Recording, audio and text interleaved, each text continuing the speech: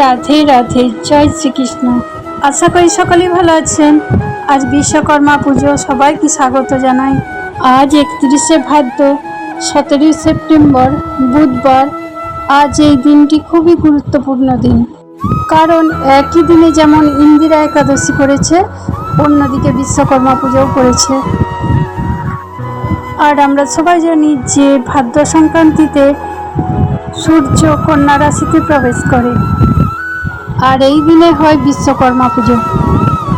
শ্রী শ্রী বিশ্বকর্মা পুজোর শুভ সময় হলো সকাল 5:27 থেকে 7:02 পর্যন্ত, আবার 9:31 থেকে 11:10 পর্যন্ত থাকছে অমৃত যোগ।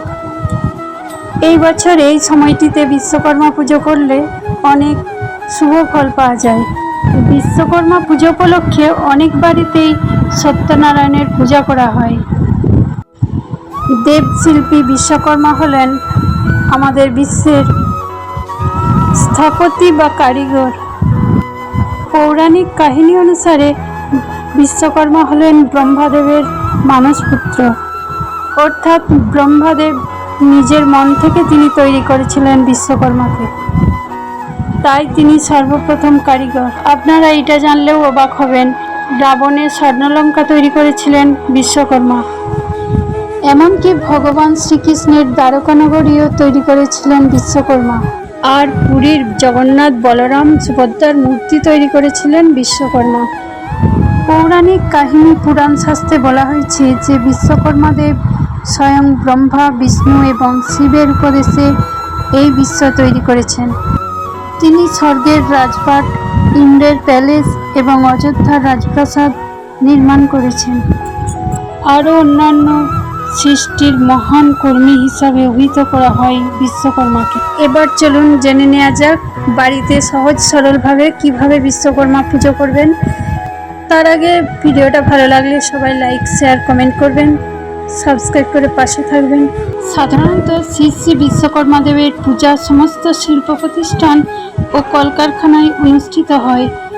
আর ভারতে এই পূজা ভাদ্র মাসের সংক্রান্তির দিনে করা হয়। তাই আমি জানি অনেক জায়গায় রয়েছে যেখানে পুরোহিত পাওয়া যায় না, একটু কঠিন হয়ে যায়। এখানে আমি বিশ্বকর্মা পূজা কি করে করতে হয়, কি নিয়ম, সেটা জানাচ্ছি। পূজার আগে শরীর ও মন দুশ্চিন্তামুক্ত রাখতে হবে এবং ঘর ও পূজার স্থান পরিষ্কার করে নিতে হবে। সকালে স্নান করে শুদ্ধ বস্ত্র পরে যেখানে পূজা হবে একটি আসন তৈরি করুন এবং বিশ্বকর্মার মূর্তি বা ছবি রাখুন। এরপর আলপনা দিয়ে সাজিয়ে দিন। এখানে ফুল, চন্দন, দূর্বা, তুলসী পাতা, বেলপাতা এবং নৈবেদ্য দিয়ে সাজিয়ে দেবেন। ভোগে পারলে বাতাবি লেবু এবং লাড্ডু দিতে ভুলবেন না। নানা রকম ফল, মিষ্টি, ধূপ, ধুনা আর প্রদীপ প্রজ্বলন করুন। আর বাড়িতে কোনো যানবাহন থাকলে বিশ্বকর্মার উদ্দেশ্যে ফুল নিবেদন করবেন। পূজা হয়ে যাওয়ার পর পুষ্পাঞ্জলি দেবেন।